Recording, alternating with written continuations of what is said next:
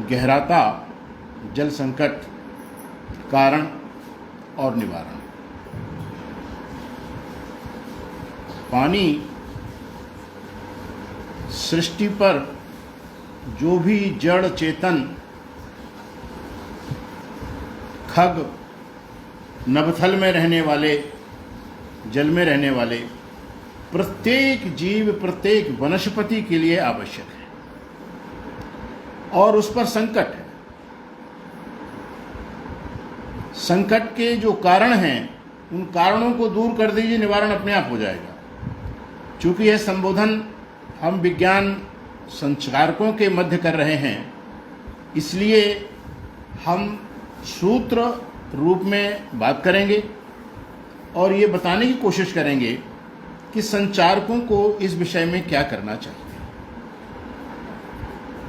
बंधुओं, जब हम पानी के संकट की बात करते हैं और उस देश में बात करते हैं जिस देश में सदा नीरा नदियां हुआ करती थीं, प्रकृति के चित्रण बहुत सुंदर हुआ करते थे, हर पूजा में हमें पानी की आवश्यकता पड़ती थी, बात बात में हमारे यहाँ स्नान का प्रावधान था, नदियों को हम माँ स्वरूपा मानते रहे हैं, स्नान के समय सप्त नदियों के वाचन किए जाते हैं। इतने सुंदर देश में जहाँ जल ही जल रहा हो, वहाँ अगर उसके संकट की बात आती है कि जल पर संकट है, तो ये चिंता का और चिंतन का विषय है।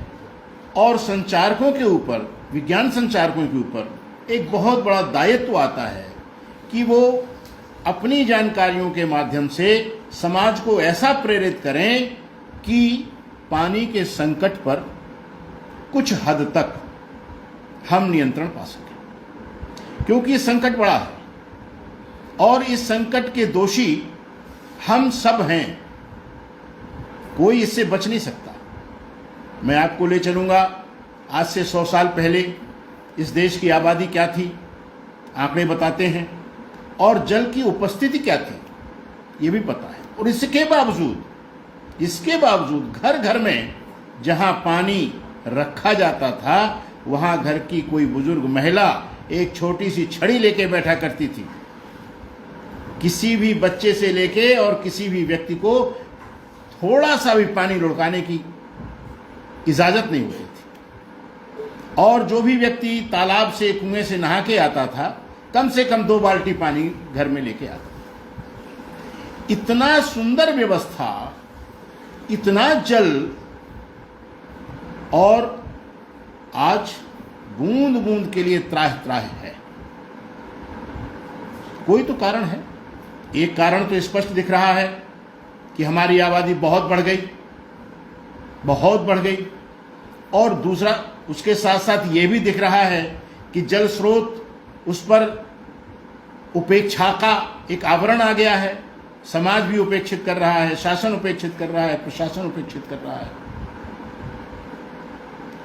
तो जल स्रोतों की उपेक्षा, बढ़ती हुई आबादी, और बढ़ती हुई आबादी अकेली चिंता का विषय नहीं है। चिंता का विषय है बढ़ती हुई आबादी के द्वारा अपनाई गई जीवन शैली में अत्यधिक पानी के उपयोग की बात। यथा 72 और 75 में कितनी गाड़ियां थीं और आज कितनी गाड़ियां हैं। उन हर गाड़ियों को धोने के लिए कितना पानी बर्बाद होता है। पहले कुएं हुआ करते थे, कुएं से पानी आता था। सन 80 में हमने हैंडपंप को स्वीकार कर लिया। हैंडपंप बुरी बात नहीं है, होना चाहिए, अच्छी बात है। लेकिन यदि इन हैंडपंपों को कुओं में आरोपित किया गया होता तो वो पानी जो इधर उधर चला जाता है वो कुएं वापस जाता और कुएं की उपयोगिता बनी रहती। पहला जो हमने हैंडपंप का निर्णय लिया, हमने कुओं की उपयोगिता को फिनिश कर दिया। लोग हैंडपंप पे जाने लगे, कुएं जाना बंद कर दिया।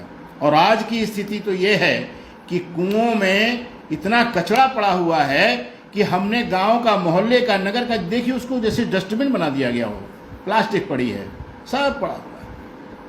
यानी जिन कुओं ने आपकी हजारों वर्ष आपकी सेवा की हो और जिसके प्रतिस्वरूप हमारे बुजुर्गों ने कुएं के पूजन को जन्मोत्सव के रूप में मनाने की प्रथा को अपनाया हो, वो कितने कृतज्ञ रहे होंगे। और जब हमने कुओं की तरफ से आंख फेर लिया, हम कितने कृतज्ञ हैं। हैंडपंप को कुएं में लगाते, अगर आपने बाहर लगाया है तो भाई कम से कम जहां हैंडपंप का पानी जाता है वहां एक बड़ा गड्ढा खोद देते, उस गड्ढे में बालू डालते, चूरा डालते और ईंटों के टुकड़े डालते, और वो पानी अगर उस गड्ढे में जाता तो कम से कम हम जमीन में कुछ पानी तो वापस करते। हमने वो भी नहीं किया, हमने जगह जगह कीचड़ कर दिया और उस कीचड़ से हमने मच्छरों की पैदावार बढ़ा दी। कौन दोषी है इसके लिए?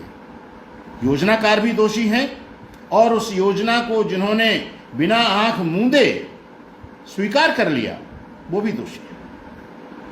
तालाबों को लीजिए, तालाबों ने हमारी बहुत सेवा की है, इसके बावजूद पूरे देश में तालाब हैं।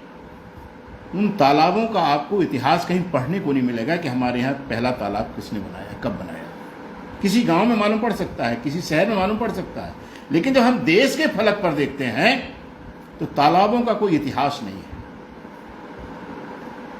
और तालाबों की, झीलों का तो प्राकृतिक है, झीलें प्राकृतिक रूप से बनाई गई हैं, और उन झीलों की अनुकृति के रूप में हमने जगह जगह पानी को एकत्रित करने के लिए तालाब बनाए। तालाब की आवश्यकता क्यों पड़ी?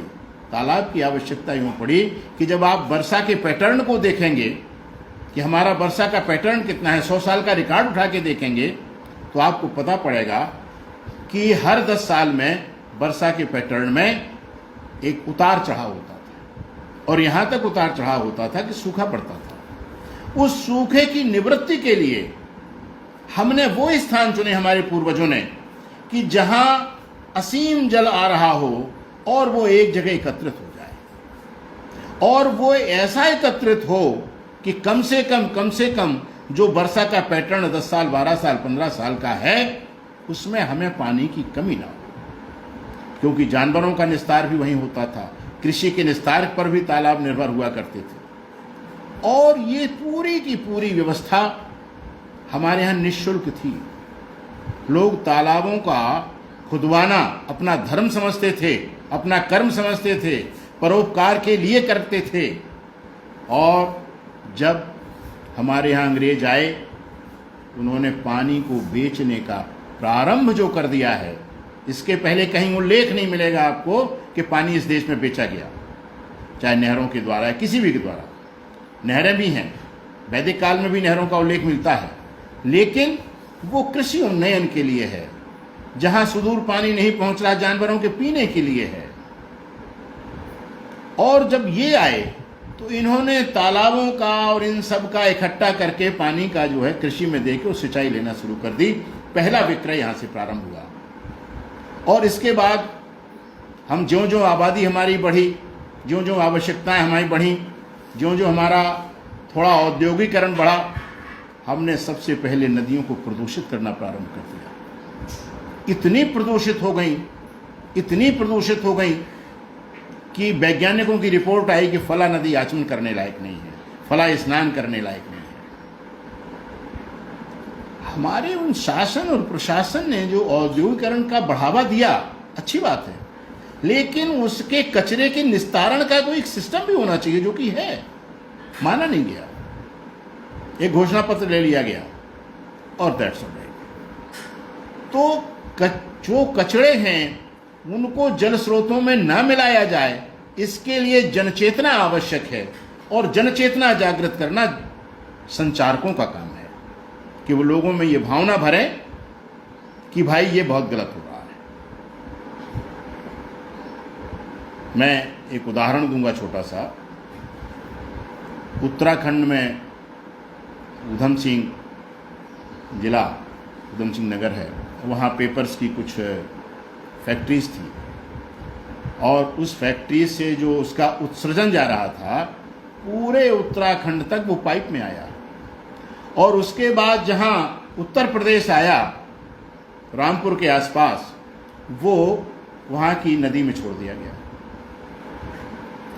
और वो पानी इतना प्रदूषित हुआ कि आप कल्पना नहीं कर सकते हैं।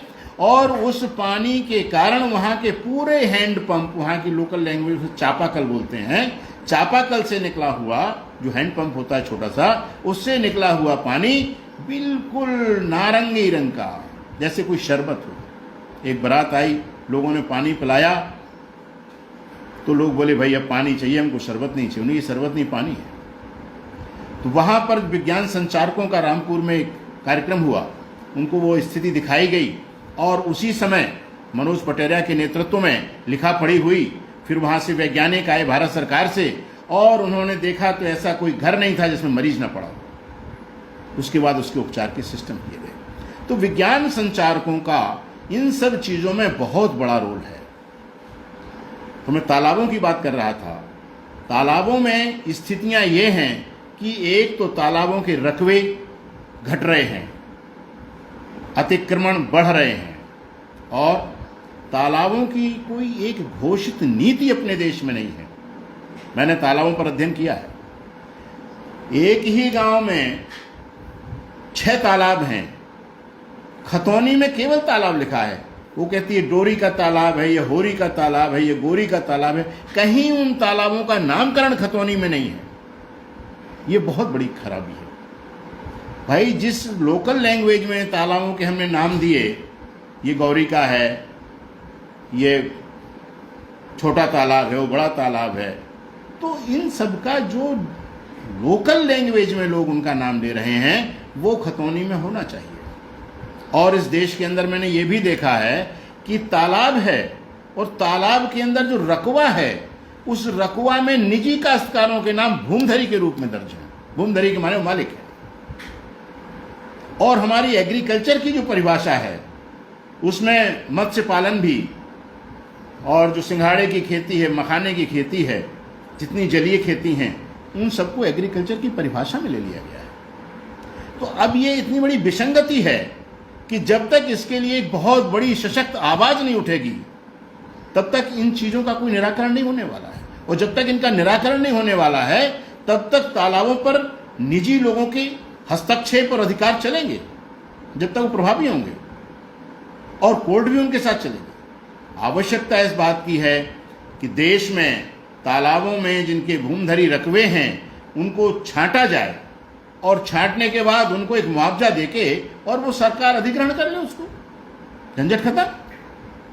लेकिन इसके लिए दृढ़ चेतना समाज की चाहिए और इच्छा शक्ति शासन और प्रशासन की चाहिए, जिसका हम अभाव देखते हैं। इस अभाव को ठीक करने के लिए ही संचारकों का दायित्व बनता है।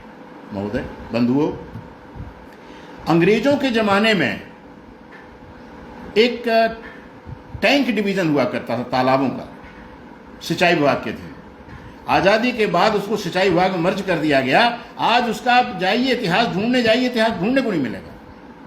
टैंक डिवीजन तालाबों के रख रखाव की पूरी जिम्मेदारी लेता था। और आज तो आवश्यकता है कि तालाबों का कोई एक अधिकरण, अभिकरण, कुछ इस प्रकार की एजेंसी बने जो आज की टेक्नोलॉजी का तालाबों के उपयोग के हिसाब से लाए। सरकार पर जब गर्मियों में पानी का बहुत त्राहि मचता है तो दबाव पड़ता है और वो एक फंड जारी कर देते हैं कि इस तालाब की खुदाई कर दी जाए, और जनता प्रसन्न है, ताली बजा रही साहब, और पूरे शहर में धूल ही धूल उड़ेगी, वो इधर जहाँ मन आए डालेंगे। अरे भाई, एक साइंटिफिक सिस्टम से तालाब को खोदा जाना चाहिए।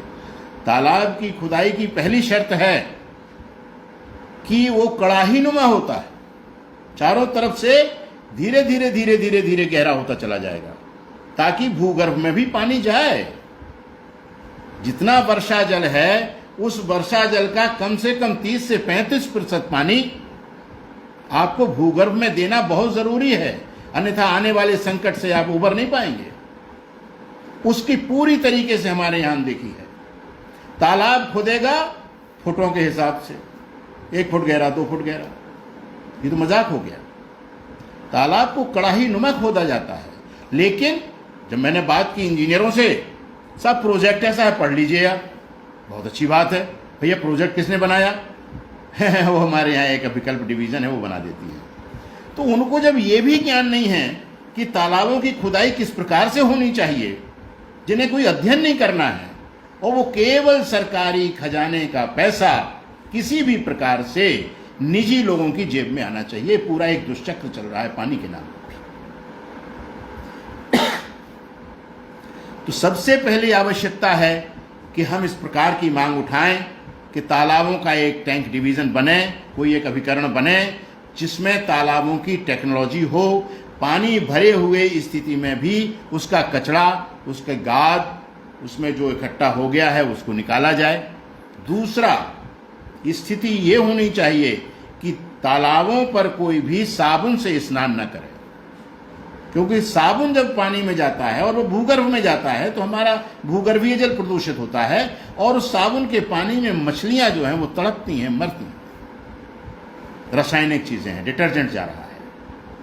ये बड़ा दुष्चक्र है। इस दुष्चक्र को तोड़ने के लिए बहुत लड़ाई लड़ने की आवश्यकता है संचारकों को, जो विज्ञान संचारक है, पूरे आंकड़ों के साथ ये आपको तैयार करना है। तो तालाब की दशा सुधारने के लिए यह कदम उठाना नितांत आवश्यक है।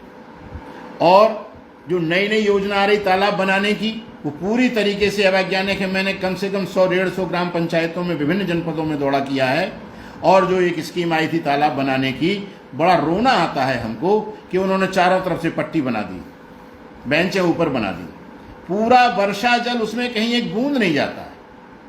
इस पैसे का दुरुपयोग हो रहा है। अरे भैया, जो तालाब ऑलरेडी एग्जिस्ट कर रहे हैं पहले उन्हीं को ठीक कर लो। ये हमको जागरूकता लाना पड़ेगी। हमको सीना तान के खड़े होकर के ये बात करना पड़ेगी अगर हम जल संकट से निपटना चाहते हैं। तालाबों के ऊपर केवल अनुपम मिश्र जी की किताब है तालाब आज भी खरे हैं। उनकी एक और किताब है राजस्थान की रजत बूंदें। हम उन किताबों के अध्ययन की अनुशंसा करते हैं। जो इस योजना से, जो इस सिस्टम से जुड़ना चाहते हैं, उनको उसकी एक जमीनी तस्वीर इन दोनों किताबों में मिलेगी। बंधु, कुआं आज निष्जीव हुए हैं, पूरी तरीके से निर्जीव हो गए हैं, और तालाब भी निष्प्राण होते चले जा रहे हैं। इनके पुनर्जीवन करने के लिए हमको पूरी तरीके से कटिबद्ध होना पड़ेगा। अब आइए मूल बात पर। हमारी आबादी बढ़ गई, आबादी के साथ साथ पानी के तौर तरीके का दुरुपयोग करने का एक तौर तरीका बढ़ गया। मैं फिर चाहूँगा कि आप लौट के देखें, आज से 100 साल पहले, 70 साल पहले, 50 साल पहले लोग के पास कपड़े कम होते थे, और तालाब के किनारे जाके एक मिट्टी से उसको साफ करते थे और उसको धूप में सुखा के अपना पहन के चले जाते थे। आज 20-20, 25-25, 30-30 जोड़ी कपड़ा होना एक फैशन हो गया है, और हर घर में आप देखिए, आप जो सुन रहे हैं वो भी देखिए, हर घर में क्या किसी एक साबुन से काम चल रहा है? साबुन भी है, फिर शैम्पू भी है, फिर वो दवा युक्त वाला ये मेडिकल साबुन है, मेडिकल, फिर इसके बाद ये एसिड भी है, फिर इसके बाद फर्श की सफाई के लिए क्लीनिंग भी है, बर्तन के लिए पाउडर भी है, बर्तन के लिए साबुन भी है, बर्तन के लिए लिक्विड भी है, वॉशिंग मशीन है। एक वॉशिंग मशीन में एक बार 10-10, 15-15 लीटर पानी एक साथ जाता है, कम से कम 3 बार, और प्रतिदिन हम वॉशिंग मशीन को यूज करते हैं। तो हमने फ्लश लैट्रिन्स को हम देखिए कितना, 2 बाल्टी 3 बाल्टी पानी एक आदमी। स्नान में भी नल खुला है, फिर इसके बाद नल में टेपिंग नहीं है, पानी टपक रहा है। होटलों में हमने देखा, सार्वजनिक नलों की दुरुपयोगता की देखी। तो हम पानी का बेहद मात्रा में दुरुपयोग और दोहन दोनों कर रहे हैं, और इसके सापेक्ष हमें भूगर्भ में जल भेजने की जो आवश्यकता है, जो वैज्ञानिक अध्ययनों ने कहा कि वर्षा जल का संरक्षण नितांत आवश्यक है, और केवल संरक्षण आवश्यक नहीं है, आवश्यकता इस बात की है कि वो पानी भूगर्भ में जाए। इसके लिए एक पूरा का पूरा वर्षा जल कृषि योजना आई, बहुत अच्छी है। कई मीटिंगों में हम गए हैं, बातचीत हुई है। उत्तर प्रदेश की अगर बात आप लेते हैं तो कम से कम 30-35 जिलों में तो नई नई बिल्डिंगें बनी हैं। इन बिल्डिंगों में वर्षा जल खेती विकास भवन बने हैं। इनमें वर्षा जल खेती का प्रबंध क्यों नहीं किया गया? कौन है पूछने वाला? किसको है फुर्सत? अगर वर्षा जल कृषि हम बड़ी बड़ी बिल्डिंगों में शुरू कर दें तो वहां जो ग्रामीण आते हैं, जो और इलाके से लोग आते हैं, पढ़े लिखे लोग आते हैं, वो कम से कम उस सिस्टम को प्रैक्टिकल देखेंगे। ये पानी कहाँ जा रहा है? पूरी छतों का पानी यहाँ से आगे इधर क्यों जा रहा है? क्या हो रहा है? इससे क्या फायदा है? तो हम उसको अपनाना शुरू कर देंगे। लेकिन मीटिंग में होगा, एक बार तो कलेक्टर ने कहा कि हम अपने कलेक्ट्रेट में इसी वर्ष करा देंगे, उसके बाद 6 कलेक्टर बदल गए, आज तक नहीं हुआ। तो कहने का मेरा तात्पर्य है कि वर्षा जल कृषि सैद्धांतिक रूप में अगर अच्छी है तो उसको व्यवहार में लाना चाहिए। आपने जो आंगन कच्चा होता था उसे पक्का कर दिया। किचन गार्डन में भी आपने रोड बीच में निकाल दिया, साइड में 1-1 फुट में आपने थोड़ा मिट्टी डाल के काम कर लिया, और उसके नीचे भी आपका सीमेंट है। नालियां भी आपकी सीमेंट की हैं। सड़कों का विस्तार हो गया, गली गली में आपने सीसी रोड बिछा दिए। इन सब से जब तपती है तो हमारी धरती की नमी सोख लेती है। आज बुंदेलखंड में जो ये वर्मी कंपोस्ट के लिए केंचुआ पाले जाते हैं, वो इस भीषण गर्मी में ललितपुर के अलावा कहीं बसते नहीं। ललितपुर में कुछ एक सिस्टम है, वो घरों के अंदर अपना उनका पूरा सिस्टम है, वहाँ ठीक है, बाकी तो नहीं। तो हमारी नमी जा रही है जमीन की, और नमी चली जाएगी तो वनस्पति चली जाएगी, वनस्पति चली जाएगी तो जीवन चला जाएगा। एक बहुत बड़ा अलार्मिंग है। हमारा वर्षा का पैटर्न की तो स्थिति इतनी खराब हो गई है कि आप प्रैक्टिकल करके देख लीजिए। अगर एक गांव में आप 10 जगह कुछ रख दें पानी के लिए, हर एक के नमूने में अंतर आएगा। एक सी वर्षा नहीं है, वर्षा के दिन घट रहे हैं। तो वर्षा के दिन घट रहे हैं, वर्षा का पैटर्न बदल रहा है, और इसके बावजूद भी हम चेत नहीं रहे हैं। तो इस पानी के संकट को उबारने के लिए जहाँ जहाँ हैंडपंप लगे हैं वहाँ वहाँ गड्ढे खोद करके, और जो पूरा एक सिस्टम है उसका लेयरिंग का, वो लेयरिंग के हिसाब से आप बनाइए। आप आरओ को देखिए, आरओ में कितना पानी बर्बाद होता है। उस निकले हुए पानी का हमारे यहाँ कोई मैकेनिज्म नहीं है। पेप्सी और कोका कोला को देखिए, जो अपने बोतल बंद पानी बेच रहे हैं, व्यापार कर रहे हैं, कितना पानी बर्बाद कर रहे हैं। और कितनी कंपनियां और हैं जो हमारा पानी शुद्धता के नाम पर एक भूत खड़ा कर दिया गया है, और इसके बाद अब आने लगे संदेश के आरओ के पानी में नुकसान है। भाई वाह, पहले आरओ के समर्थन में सबकी राय आई, अब आरओ के विरोध में आने लगी। और विकल्प क्या है? एक तरफ भय क्रिएट कर दिया है आपने। पुराना एक सिस्टम था कि पानी को खौला के पीजिए। भाई पानी को खौला के आप पिए, अच्छी बात है, जो बैक्टीरियाज होंगे वो खत्म हो जाएंगे, लेकिन जो केमिकलाइजेशन आ गया वो क्या होगा? वो और कंस्टेंट हो जाएगा। तो हम एक विचित्र दुष्चक्र में फंसे हुए हैं, जो हमको व्यापार और वाणिज्य भी घेरे हुए हैं, हमसे पैसा भी कमाया जा रहा है, हमको भय की ओर भी धकेला जा रहा है। हमारा वर्षा का पैटर्न भी बदल गया है, हमारा वर्षा का जो औसत है वो घट रहा है। हम वर्षा जल को अपने भूगर्भ में ले नहीं जा पा रहे हैं। प्राकृतिक जल को आपने बंधा बना करके रोक दिया। व्यवसायीकरण करने के लिए आपने बिजली की बात की, चलिए ठीक है, लेकिन जब वो बंधे टूट जाते हैं कितनी जनहानि होती है, धनहानि होती है। एक तरफ जो ग्लोबलाइजेशन हो रहा है, वैश्विक तापमान बढ़ रहा है, उससे सूखा भी आ रहा है और बाढ़ें भी आ रही हैं, ग्लेशियर पिघल रहे हैं। सभी प्रकार के अध्ययन चौंकाने वाले हैं। तो आवश्यकता इस बात की है कि हम अधिक से अधिक हरियाली को बढ़ाएं, कृषि को बढ़ाने के लिए उसका मृदा परीक्षण कराएं, और मृदा परीक्षण के हिसाब से हम उसमें संतुलित खादों की बात करें।